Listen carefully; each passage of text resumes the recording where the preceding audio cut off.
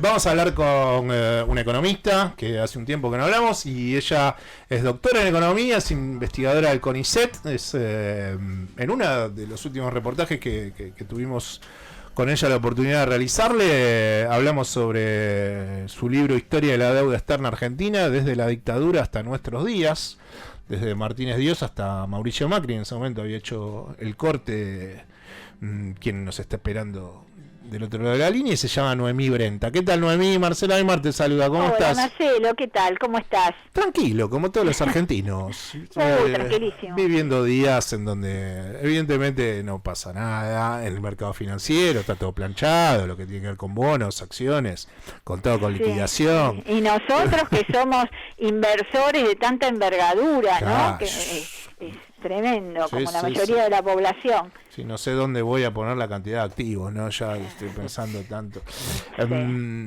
Viaja hoy a la noche Silvina Batakis a Washington, se reúne con Kristalina Georgieva y más allá de lo que vos pensás que va a suceder al regreso de ese viaje, que imagino que como la economía argentina está lamentablemente desde el gobierno del expresidente Mauricio Macri teniendo una economía auditada por el Fondo Monetario Internacional, ¿cómo te imaginás, conociendo a Silvina Batakis y sabiendo que tiene que volver con algún tipo de anuncio de ese encuentro con Kristalina, cómo pensás que la semana que viene, porque vamos día a día, cómo pensás que la semana que viene tendrían que ser los anuncios del gobierno y eso, bueno, desde la mirada gubernamental, y también te dejo el resquicio de qué pensás que tal vez no va a hacer el gobierno y que vos pensás que es conveniente que haga, que eso ya sería tu mirada.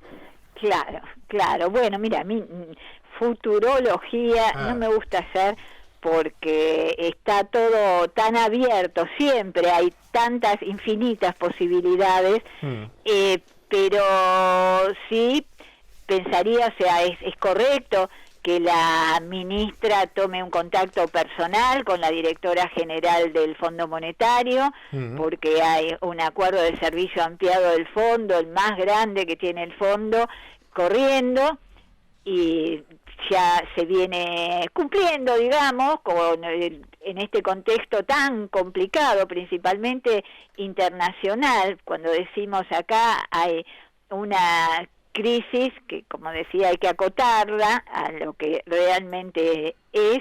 En el mundo hay una crisis, ¿no? La guerra ha hecho aumentar los precios de los alimentos, de la energía, que repercuten en absolutamente todos los precios. Todos los países están con mucha inflación, nosotros estamos con más inflación y además estamos en el medio de un ataque especulativo muy fuerte. Entonces, más allá de eso, la ministra tiene sentido, como decía, que tome contacto con el Fondo Monetario y sus máximas autoridades. Las metas, la ministra cuando asumió dijo que iba a continuar con las metas del fondo, que iba a cumplir de acuerdo con el fondo. Fernández la ratificó.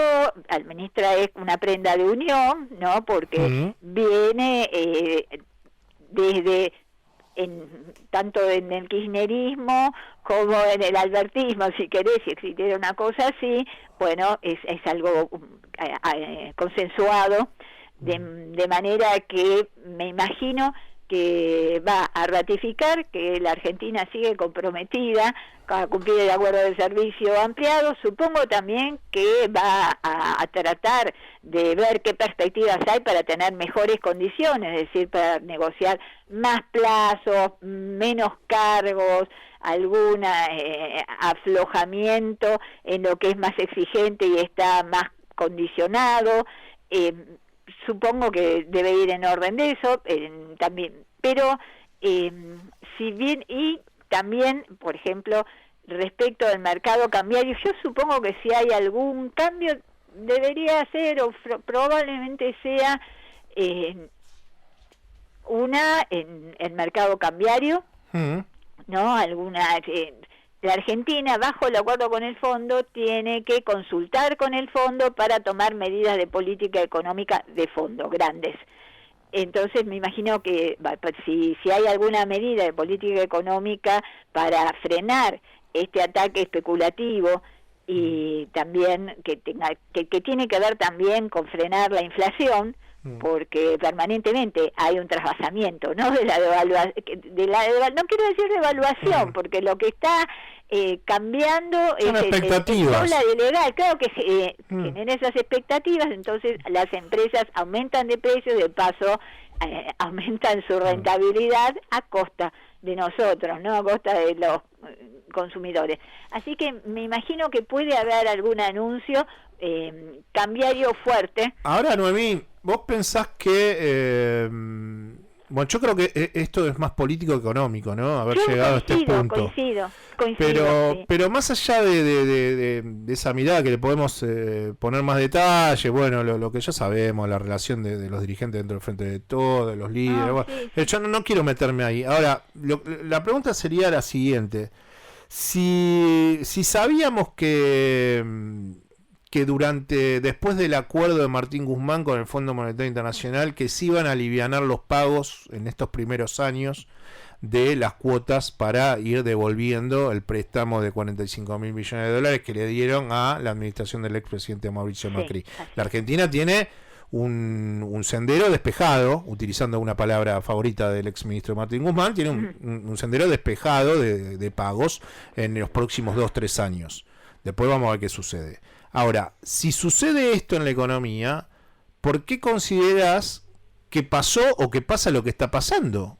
Porque tendríamos que haber estado en una economía medianamente tranquila. Yo no puedo creer que todo esto sea por el conflicto entre Ucrania y Rusia. No, también la otra cosa que yo creo que esto está también muy empujado desde afuera. No sé si leíste hoy que Claver Carone, el actual presidente del Banco Interamericano de Desarrollo, directamente anunció en una reunión de directorio que no le va a hacer el desembolso de 500 millones de dólares que le corresponde a la Argentina, que venció el 30 de junio por un préstamo que el BID le acordó a la Argentina para determinados programas, y necesitamos los dólares porque el 29 de julio le tenemos que hacer un pago al fondo de 700 y pico millones de dólares, y las reservas del Banco Central no están exultantes.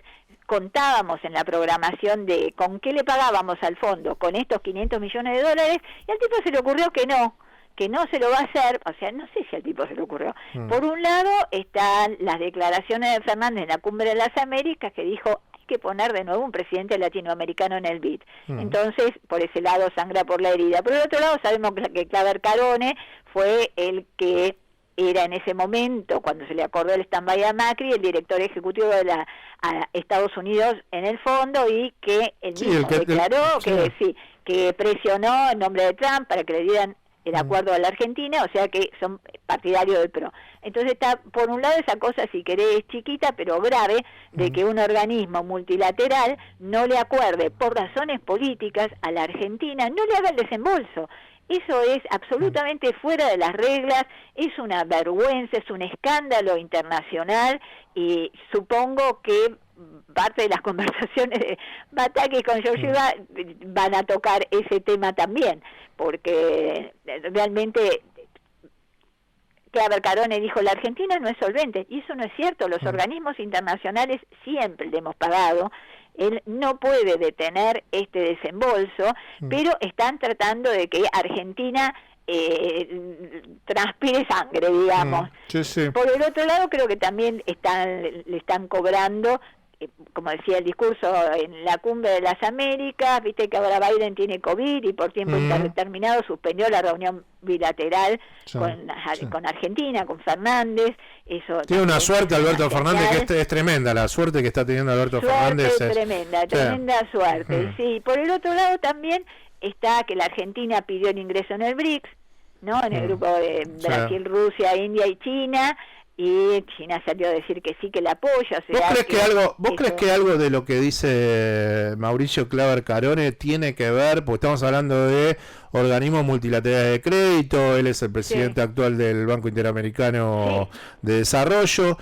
Hace 2 días atrás, ya que estamos hablando de ese contexto de organismos, Zelensky, Zelensky, perdón, se desesperaba por hablar de la guerra entre Ucrania y Rusia en lo que fue la cumbre del Mercosur, y los líderes del Mercosur consideraron que no era el momento para hacer una videollamada con Zelensky, que Zelensky, bueno, es como que cada cumbre, cada circunstancia global en donde se reúnen ciertos mandatarios del planeta, él está como muy deseoso de hablar y brindar testimonio. ¿Vos considerás que esto, desde esa lectura, ¿no?, de organismos, esto de Claver Carone tiene que ver con que el Mercosur y la región está como diciéndole, bueno, nosotros nos vamos a mantener en una neutralidad entre el conflicto Rusia y Ucrania, porque nosotros también somos proveedores de alimentos a nivel global y no nos vamos a poner ni la bandera de Rusia ni la bandera de Ucrania, y eso para Estados Unidos,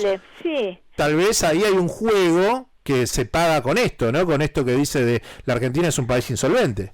Es probable, porque Bolsonaro tuvo su bilateral con Biden, pero es BRICS, y también estuvo en la reunión de los BRICS, y también hizo negocios con Rusia. Entonces puede ser que sea un rebenque para toda la región y ejercido contra la Argentina también en particular. ¿No? Estados Unidos está formando ese bloque, la otanización de Occidente, ¿no? Sumó un montón de países de Europa a la OTAN, incluso Suecia y Finlandia, que no estaban acelerando los procesos, y se está armando ese mundo de dos polos, de nuevo, una especie de guerra fría de otra manera. Y la Argentina y Latinoamérica tal cual no se alinea atrás de ninguno de los dos. Y por otra parte también me parece que la presión contra este gobierno, porque esta crisis, vos coincides, es más política que económica, la dimensión de la crisis está súper inflada en los medios hegemónicos, en los medios internacionales, en el Financial Times, no los que forman opinión. Y bueno, y también tiene que ver con eso, con no alinearnos. La región no está alineada ni con Rusia ni con la OTAN, y si gana Lula en octubre, que eso era a lo que iba, también queda mucho más compacta con gobiernos de centro-izquierda, con su inestabilidad, ¿no?, como Castillo, como Boric, pero bueno, en definitiva está López Obrador en México, cada vez más se consolida. El comienzo de Gustavo Petro en Colombia. Claro. Para finalizar, Noemí, y agradeciéndote, quería, si alguna vez hiciste algún tipo de estudio o qué nos podés avisorar sobre sube el blue, suben los precios. No sabemos cuánto suben los precios, pero los precios suben porque muchos de los comerciantes de la República Argentina dicen, sube blue. Entonces, si sube blue, yo tengo que subir los precios. ¿Alguna vez te metiste en ese terreno o podés decirnos algo en cuanto a cuánto repercute? Porque ahí sabemos que son como escalas muy muy variables, pero es un mercado muy especulativo en definitiva. Sí, mira, no lo hice para todo, hice algo parecido para el sector de electrónica de consumo, en una época que hacía un informe sobre ese sector. Y ellos, claro, en esa época no había como ahora un dólar oficial y un dólar en la época en que lo hice, pero sí, lo que suponen es que la brecha cambiaria tarde o temprano se va a cerrar a favor del tipo de cambio más alto. Por ejemplo, ahora, viste que dentro del tipo de cambio oficial, que esa es otra cosa que probablemente, digo yo, no lo sé, tal vez hable Batakis con Georgieva, que es la posibilidad de desdoblar el mercado cambiario en un tipo financiero y un tipo para el comercio. Y siempre que hubo unificación cambiaria, porque el fondo siempre promueve que el tipo de cambio sea uno solo, la devaluación se acerca al tipo de cambio más alto. Entonces suponen los especuladores o los que tienen mercadería, dicen, bueno, va a haber una devaluación, si están devaluando el blue va a haber tanta presión que va a converger al tipo de cambio más alto. Pero ahora es un poco distinto que hace unos años, va cambiando según que haya o no control cambiario. Ahora hay control cambiario y las reservas del Banco Central no es como cuando había que se podían comprar dólares a lo bobo y las reservas del Banco Central bajaban hasta que venía la hiperdevaluación. Y a veces pienso, y no te lo digo como comentario, pero bueno, al aire, que no se escuchen algunas personas, pero en los últimos días pienso, si esto que sucede cuando Martín Guzmán se va a dormir, dice, ¿es por mí? ¿Por cómo me fui? O tal vez esto que sucede es porque Cristina Fernández no se mostró todavía con Silvina Batakis. Es algo que no tiene respuesta. ¿Vos encontraste alguna? No lo sé, no lo pensé. Pero sucede eso, o Guzmán se fue porque vio también que estaba muy feo, o sea, la versión es que Guzmán se fue porque no tuvo apoyo político, eso también es lo que dice en la carta, qué sé yo, no lo sé. No, es algo que quedará. Sé que la deuda en pesos, que está muy bien que haya cambiado deuda del sector público en moneda extranjera por formar un mercado en pesos, pero que se le fue de las manos, y también ahora, la deuda del central es muy grande, las LELIC, ¿no? Ya tendrían que hacer algo. Ahora, viste que las dos miradas son políticas más que económicas, porque son sentimientos tanto de Guzmán porque me fui como me fui, porque me harté, y también desde el otro lugar porque todavía no está esa foto o ese momento de Cristina Fernández con Silvina Batakis y Alberto Fernández también, ¿no? Obviamente la foto de los tres apoyando sus primeros días al frente del Ministerio de Economía. Son dos sensaciones, ¿no? Tienen que ver con números, con variables. Puede ser que la foto esté cuando se anuncien medidas favorables a los sectores populares, algo para todos. No, porque hasta ahora lo que se anunció Silvina Batakis, cuando el lunes apareció temprano a la mañana antes de que abran los mercados, fueron medidas para los mercados. Todavía para la gente, bueno, los subsidios de la energía, que sacarlo, que aumentarlo, el boleto del colectivo, etcétera. A lo mejor cuando aparezcan buenas medidas para el pueblo aparece también la foto de Cristina, Silvina y Alberto. Noemí, te mando un beso, buen fin de semana, gracias otra vez y pasará lindo, bye bye. Igual, gracias. Quien está hablando con nosotros era la doctora en Economía e investigadora del CONICET, Noemí Brenta.